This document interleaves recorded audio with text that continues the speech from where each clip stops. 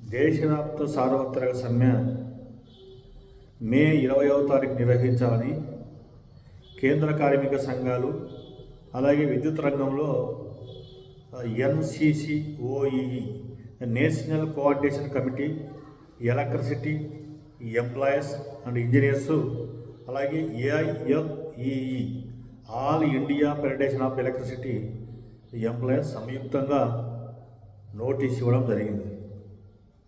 పాకిస్తాన్ బార్డర్లో జరిగిన దుర్ఘటనల నేపథ్యంలో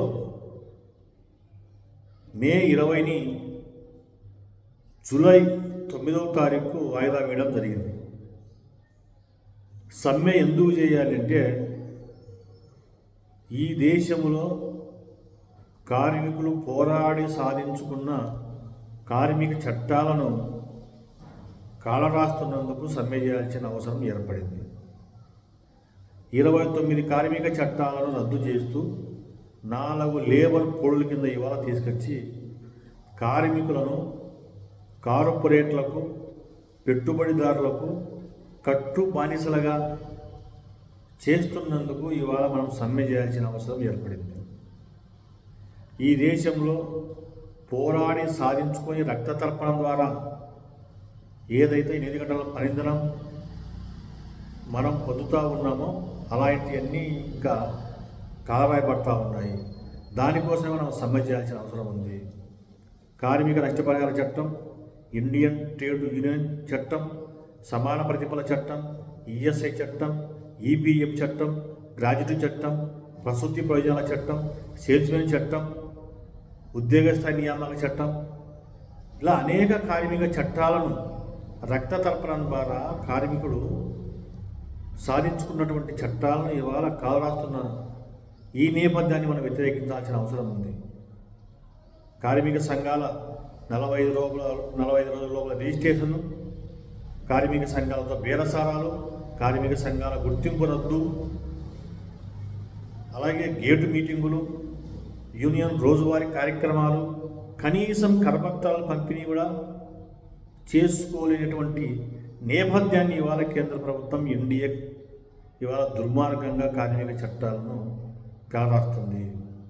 దానికోసం మనం ఇవాళ సమ్మె చేయాల్సిన అవసరం ఉంది. కమ్యూనిటీస్ ఈ దేశ అభివృద్ధిలో కీలక పాత్ర, కీలక భూమిక పోషించినటువంటి విద్యుత్ రంగాన్ని ఇవాళ కార్పొరేట్లకు, పెట్టుబడిదారులకు, ఆదాని లాంటి వారికి అప్పచెప్తున్నందుకు ఇవాళ మనం సమ్మె చేయాల్సిన అవసరం ఏర్పడుతోంది. కమ్యూనిటీస్ 1920 ఈ దేశ స్వతంత్రాని కంటే ముందు, దేశ స్వతంత్ర అనంతరం 1920లో విద్యుత్ ఉత్పత్తి సామర్థ్యం కేవలం 1300 మెగావాట్ల ఉన్న విద్యుత్ ఉత్పత్తి, అది దేశ స్వతంత్ర అనంతరం అంటే 1947 తర్వాత విద్యుత్ ఉత్పత్తి స్థాపిత సామర్థ్యం విస్తృతమైపోయి ఇవాళ 3,71,000 మెగావాట్లకు చేరింది. అది కార్మికుల శ్రమ వల్లనే. ఇలాంటి విద్యుత్ రంగాన్ని ఇవాళ ఆదాని లాంటి వారికి, పెట్టుబడి రూపాయి పెట్టని వారికి అప్పచెప్తున్నందుకు సమ్మె చేయాల్సిన అవసరం ఉంది. ఈ దేశంలో 140 కోట్ల మంది భారతీయులకు హరిజన, గిరిజన, తాండ, కొండలు, గుట్టలు, వెల్లలు దాటిపోయి కూడా ఇవాళ విద్యుత్తును వారి కుటుంబాలలో వెలుగులు నింపుతున్నటువంటి ఇవాళ డిస్ట్రిబ్యూషన్ కంపెనీని నష్టాల పేరుతో ఆదాని లాంటి వారికి ఇస్తున్నందుకు ఇవాళ మనం సమ్మె చేయాల్సిన అవసరం ఉంది. చండీగఢ్లో 10% కంటే లైన్ లాస్ తక్కువగా ఉన్నటువంటి విద్యుత్ రంగాన్ని, డిస్ట్రిబ్యూషన్ కంపెనీని బీజేపీ ఎన్నికల నిధి సమకూర్చినందుకు గిఫ్ట్గా డిస్ట్రిబ్యూషన్ కంపెనీని ప్రైవేటీకరణ చేశారు. దానికి మనం వ్యతిరేకంగా సమ్మె చేయాల్సిన అవసరం ఉంది. ఉత్తరప్రదేశ్లో డిస్ట్రిబ్యూషన్ కంపెనీని ప్రైవేటీకరణ, అంతకుముందు ఒడిశాలో లాభాలతో నడుస్తున్నటువంటి జల విద్యుత్ కేంద్రాన్ని ప్రైవేటీకరణ చేసినందుకు, అలాగే ఆంధ్రప్రదేశ్లో ఏపీ జెన్కోలను కూడా స్టాక్ ఎక్స్చేంజ్లోకి ఇవాళ షేర్ మార్కెట్లలోకి తీసుకురావడానికి చూస్తున్నందుకు ఇవాళ మనం సమ్మె చేయాల్సిన అవసరం ఉంది. విద్యుత్ రంగంలో దాదాపుగా 20 సంవత్సరాలుగా పనిచేస్తూ శక్తి సామర్థ్యాలనంతా ఈ సంస్థ కోసం దారపోసి ఈ దేశానికి వెలుగులు నింపుతున్నటువంటి అవుట్సోర్సింగ్ కాంట్రాక్ట్ కార్మికుల జీవితాలలో ఇవాళ ప్రతిరోజు చీకట్లు ఉన్నాయి. వారిని మా కార్మికులను రెగ్యులర్ చేయనందుకు, డైరెక్ట్ పేమెంట్ ఇవ్వనందుకు మనం సమ్మె చేయాల్సిన అవసరం ఉంది. అలాగే ఉద్యోగులకు సంబంధించి 4 డిఏలు పెండింగ్లో ఉన్నాయి. అపరిమిత నగరరహిత వైద్యం అందించాలి.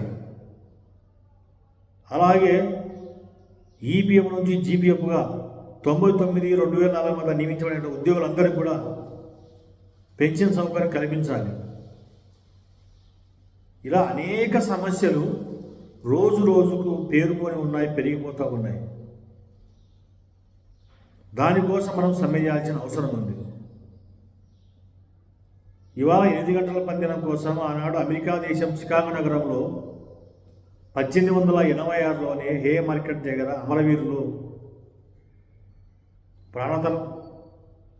రక్తతర్పణం ద్వారా ప్రాణాలు పోగొట్టుకొని ఇవాళ 8 గంటల పనిదినం సాధించినారు. అలాంటి కార్మిక చట్టం 8 గంటల పనిదినాన్ని ఇవాళ మనం కోల్పోతున్నందుకు సమ్మె చేయాల్సిన అవసరం ఉంది.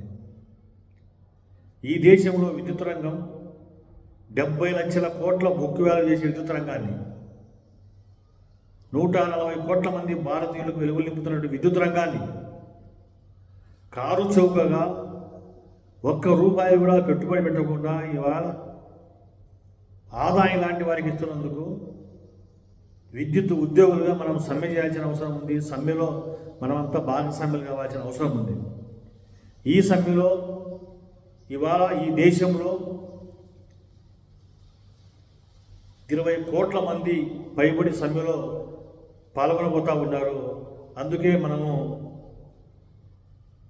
జూలై 9వ తారీఖున దేశవ్యాప్త సర్వత్ర సమ్మెలో పెద్ద ఎత్తున పాల్గొని సంఘీభావాన్ని, నిరసనను తెలియజెప్పాల్సిన అవసరం ఉందని చెప్పి నేను ఈ సందర్భంగా తెలియజేసుకుంటా ఉన్నా. Committees AP electricity staff and workers union ఏఐటీసీగా జూలై 9వ తారీఖు జరిగే సార్వత్రిక సమ్మెలో ప్రతి సభ్యుడు, ప్రతి నాయకులు పాల్గొని సమ్మెను